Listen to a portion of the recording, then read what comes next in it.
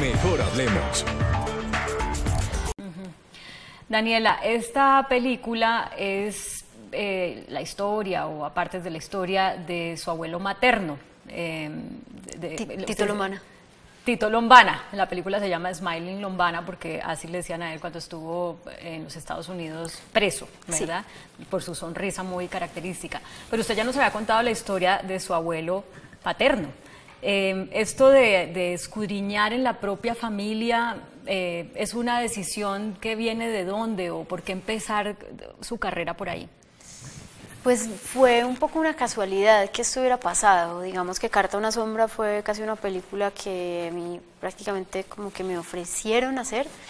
Yo no tenía en mis planes hacer una película sobre un libro de mi papá, ni sobre mi abuelo paterno. La película que sí tenía en mente era esta, era de Smiling Lombana. Desde antes de hacer desde antes de hacer Carta a una sombra. Sí. Hay que, para los que no hayan conectado, estamos hablando del libro El olvido que seremos de Héctor Abad, acerca del asesinato contra su padre. Sí, Héctor Abad Gómez. Entonces ha sido un poco una casualidad. También creo que hay como una tendencia cuando uno empieza a hacer cine, a empezar por las historias que son más cercanas a nosotros. ¿Usted qué opinión tiene de cómo le fue a Roma en las nominaciones? No, pues impresionante, impresionante. Pues lo sentí mucho por nuestra película Pájaros de verano. Sí, claro, porque para el cine colombiano pues es importante que nos veamos afuera, y es importante para nosotros los cineastas que se conozca el cine colombiano. Pero sí era muy difícil competir contra Cuarón. Pero pues estoy abriendo este paréntesis aquí porque me parece interesante verlo desde los ojos de alguien que sabe de cine. Muchas personas han dicho de Roma, claro, la temática es muy buena, pero de verdad es buena película en su conjunto, que por la fotografía, que por la música, que por la actuación, o sea, ¿de verdad reúne todo eso o es que obnubiló al público estadounidense por una temática que es pues muy confrontativa? Pues yo creo que por un lado tiene un director que es mucho más conocido que Ciro Guerra y que Cristina Gallego, por ejemplo. O sea, Cuarón tiene como una carrera larguísima ya en el cine. Y por otro lado, pues a mí es una película que me gustó, no me parece una obra maestra, pero me gustó, me parece una buena película y tiene muy buena factura y tiene unas cosas, digamos, unas decisiones desde la dirección geniales. Pero es... Sí, no sé, no sabría, digamos, es muy difícil comparar Roma con Pájaros de verano, son dos películas muy distintas. La otra es muy colorida, muy exótica de alguna manera. Sí. Roma pues es una película absolutamente sobria. Sí. Casi plana. Pero es lenta, es una película lenta. Claro que eso no la hace, es decir, el atributo lento no necesariamente es algo negativo en el cine. Pero sí, yo creo que es más una cuestión como de nombre también, pues, porque Cuarón tiene mucho más nombre que Pájaros de verano. Y yo me preguntaba, ¿le deben tener terror en la familia, en las dos, en la Lombana y en la Abad, y pues todas las ramificaciones? Porque dice ahorita, ¿qué será que se está imaginando contar? Pues, a ver, mucha gente me hace ese comentario. Realmente, pues para mi familia materna sí fue muy difícil que yo hiciera esta película, y fue una película que hice casi en contra de la voluntad de ellas, pensando que al final de pronto iba a servir para algo. Pero usted dice al final del documental que cree que no cumplió ese objetivo.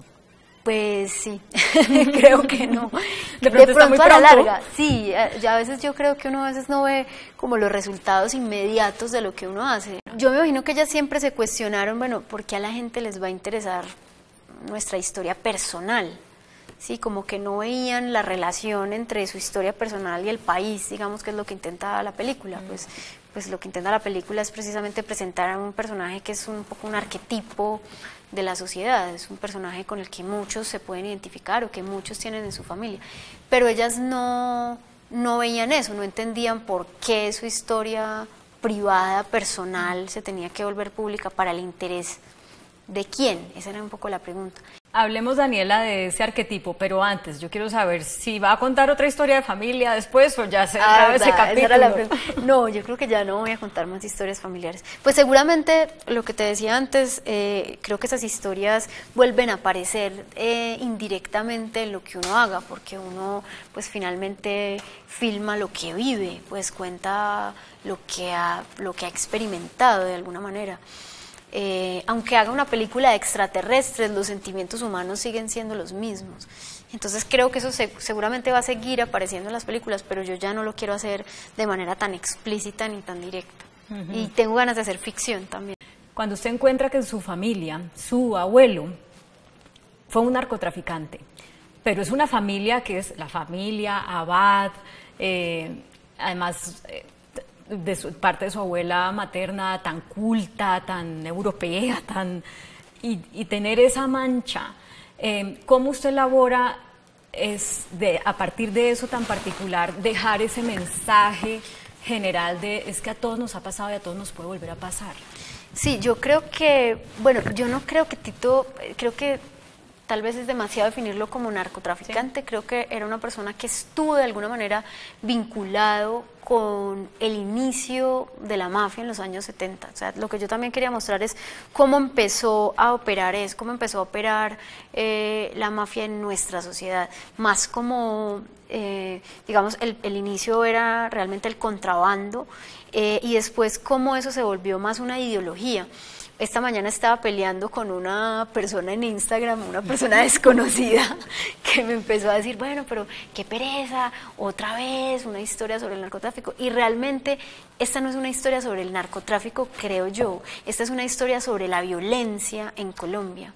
Y el narcotráfico hace parte de esa violencia, pero para mí es más una historia sobre una ideología que mantenemos hoy en día y que son los valores de la violencia. Y además que se relaciona perfectamente con el oficio que tenía Tito, que era un artista, además era un artista, pues usted lo muestra ahí como alguien muy talentoso, muy virtuoso, muy... Sí, era un artista que tenía, digamos, como mucho futuro en el arte, pues que fue el escultor de los zapatos viejos, que fue como su obra más reconocida y que tenía mucho talento, y qué bueno que hayas notado como esa relación. Sí, a mí me interesaba como hablar de un hombre que era un enamorado de la estética y de la belleza y cómo de alguna manera fue precursor de una estética que hoy en día es una estética de la violencia. Lo más grave de la violencia es que nos hace perder personas increíbles, personas que podrían darle muchísimo al país o que podrían darnos muchísimo a nivel personal,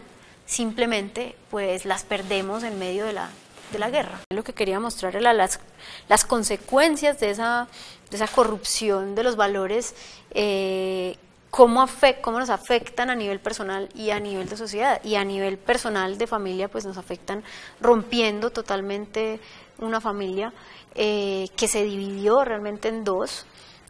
Por un lado, digamos, mi tía que permaneció a su lado y mi mamá y mi abuela que se separaron, y cómo también, digamos, la reflexión era también, bueno, qué tan culpables somos de esos orígenes. Un poco volviendo a lo que me hablabas ahora, bueno, es que la familia Abad y no sé qué, lo que yo también quería demostrar era que eso pasa en todas las familias o en muchas hasta en las mejores familias, como se dice. Hasta en las mejores familias, sí, uno podría decir eso, como que muchas familias, como que lo que no hemos conversado como sociedad, y lo que sí no me parece repetido de esta película es que aquí no se está hablando de la mafia desde los grandes nombres, sino desde la gente del común, o sea, cómo todos estamos,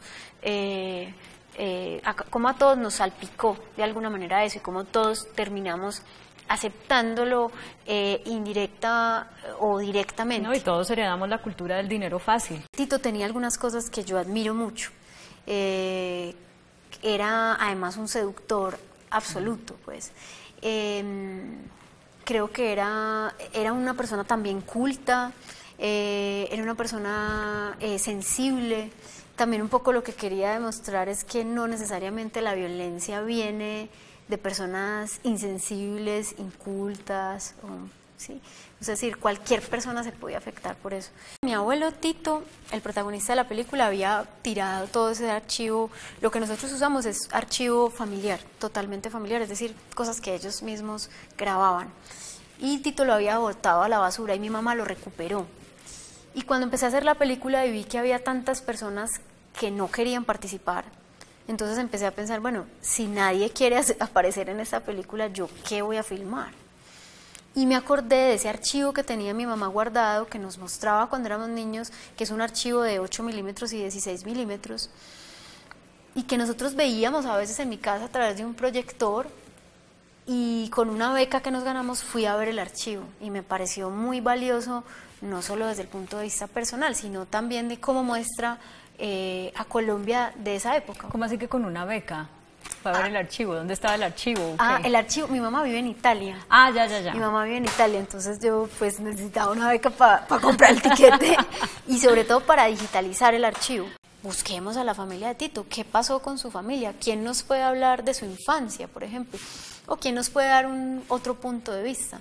Y entonces a través de las redes sociales los encontramos. ¿En serio? O sea, puro Facebook. Facebook. Okay. No, ellos no tienen Facebook, pero sus hijos tienen Facebook y yo les escribí como hola y ellos respondieron muy bien a mi invitación porque realmente a ellos siempre les pareció raro que Tito se hubiera alejado de esa manera, entonces fue realmente un reencuentro bonito, pues como volvernos a encontrar y como conversar de un montón de cosas. ¿Qué pasó con el que destruyó el monumento e hizo uno nuevo poniéndole su nombre? Porque así se me aparece en la película. Sí, no, Héctor Lombana fue un escultor mucho más reconocido que mi abuelo Tito. De hecho, creo que la mayoría de esculturas que hay en Cartagena son de él.